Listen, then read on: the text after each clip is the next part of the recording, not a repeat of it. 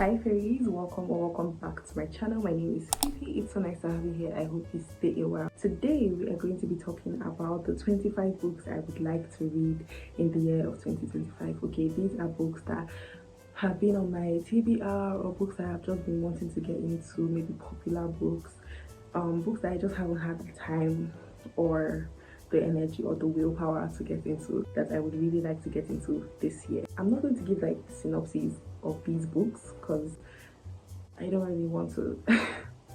There's no time for that. I'm just going to kind of mention them and give you like a reason why I haven't gotten into them or just what I think. And yeah, 25 books that I would like to read ideally in the year 2025. Let's get into it. The first book is One Dark Window. This book has gotten a lot of traction in the past year. 2024, it was just all around, and it's like a gothic fantasy. I'm pretty sure, honestly, I have no idea what it's really about. I just know it has something to do with like cards, like the magic system has to do with like cards.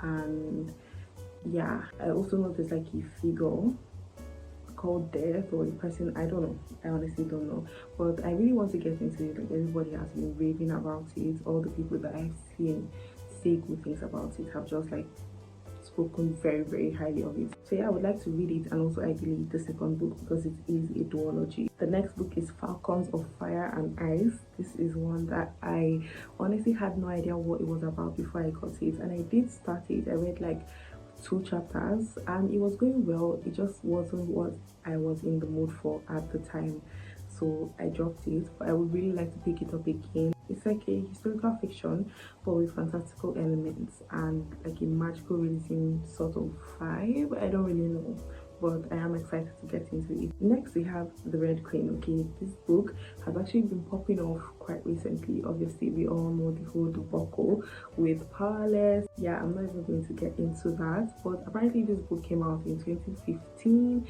and obviously it was very popular then. It was like a very important book for a lot of people at the time, among the likes of Twilight and maybe Harry Potter, like books back then that people rave about now, Hunger Games, you know, stuff like that.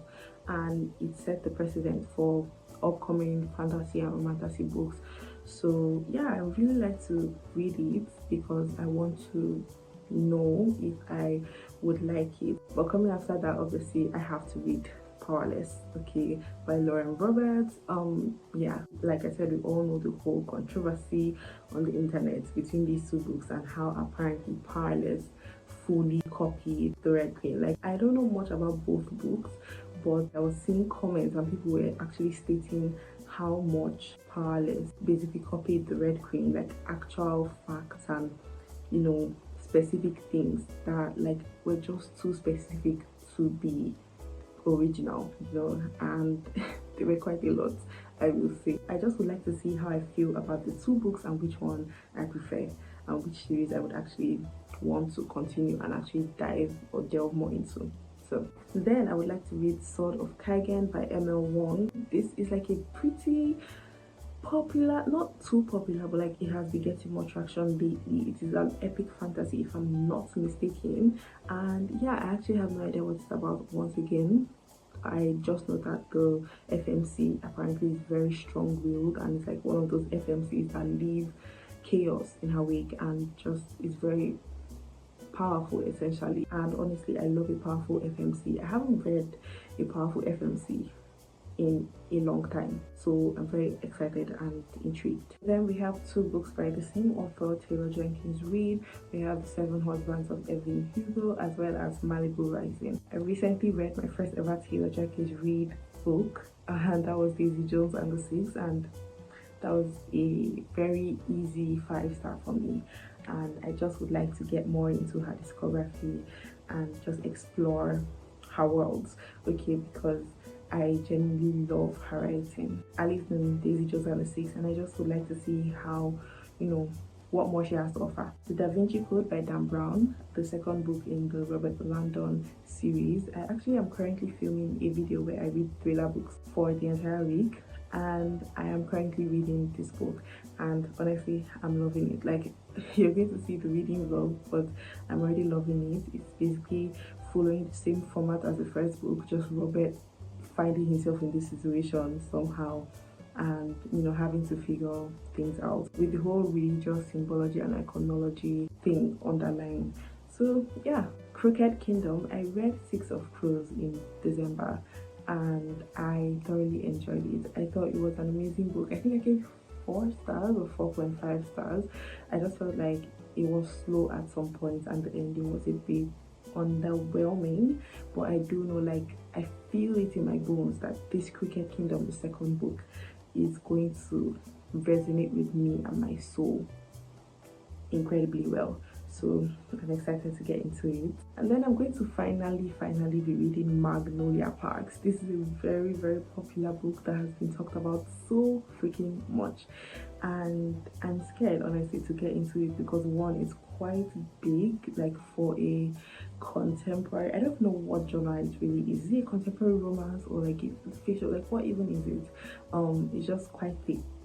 And also I've just seen so many mixed reviews about this book that I'm genuinely scared, but I think I would be at least starting it this year because I'm tired of the FOMO. I need to figure out if I like it or not and see for myself what all the hype is about. Once Upon a Broken Heart by, I forget her name, but the same author that wrote Caraval, and I did read Caraval in December. I liked it. I think I gave it 3.5 or 7.5 stars.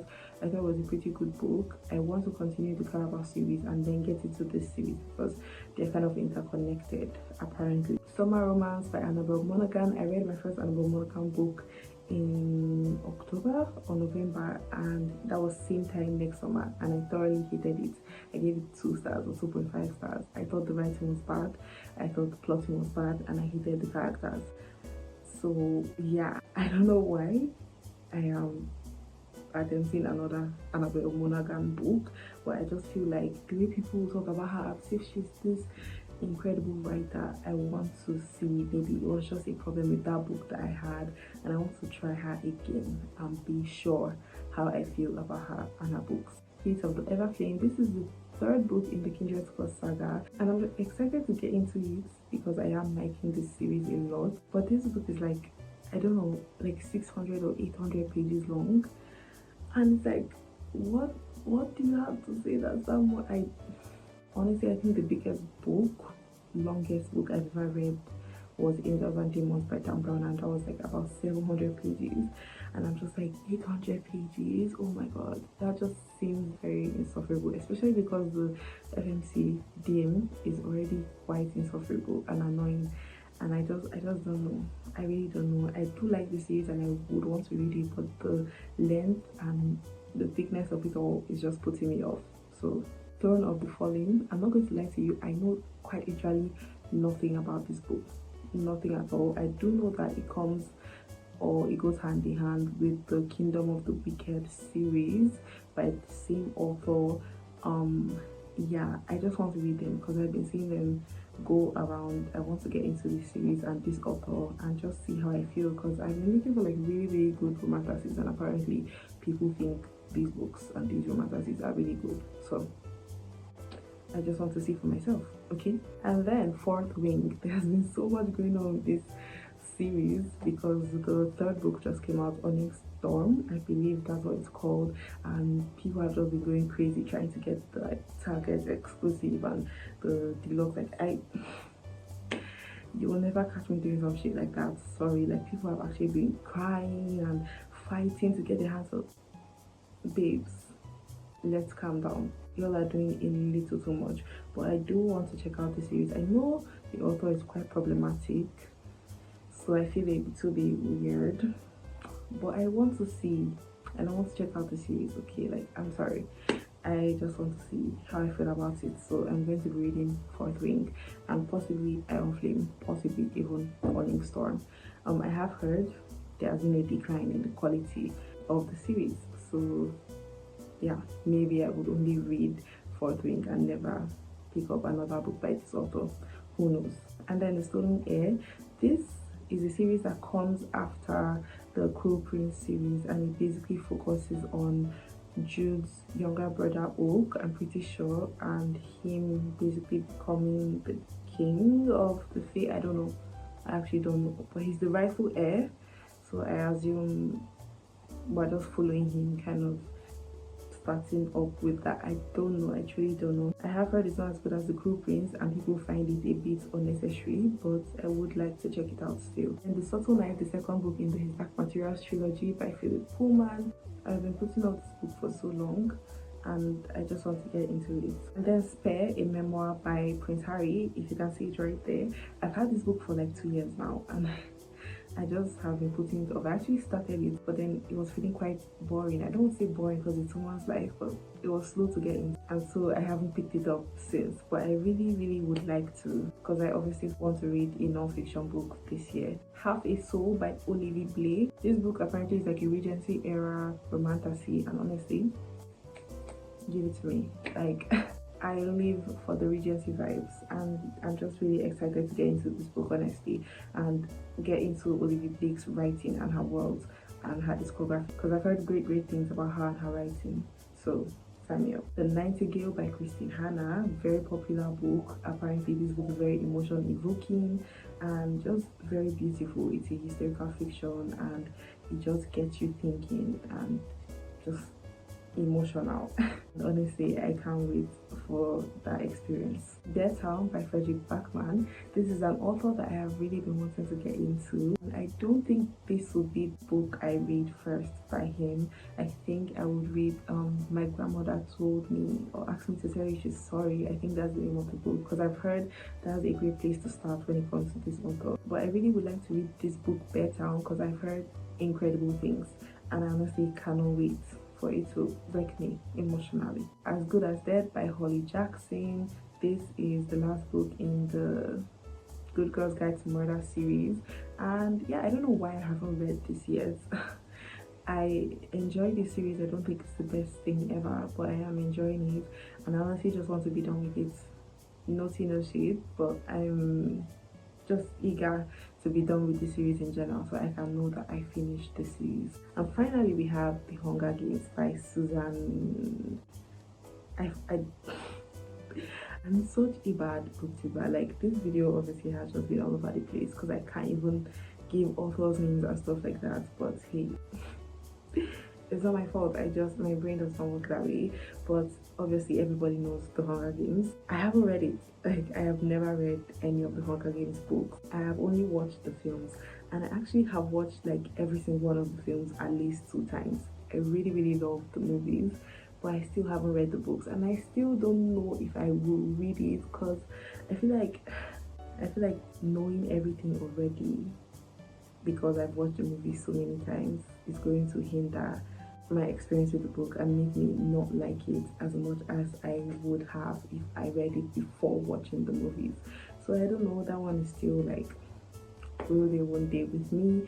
But yeah, those are the 25 books I would like to read in the year 2025. Alright, let me know if you've read any of these books, your thoughts about them, if you think I would like them. Let me know if any of these books are on your TBR for the year. And yeah, just talk to me in the comments. I love reading and replying comments. It's my favorite pastime. Don't forget to like, comment, subscribe, and also follow me on Instagram if you would like to be book besties or just besties in general. I would love that. Thank you guys so much for watching. I really appreciate it. I will see you in the next video. Bye.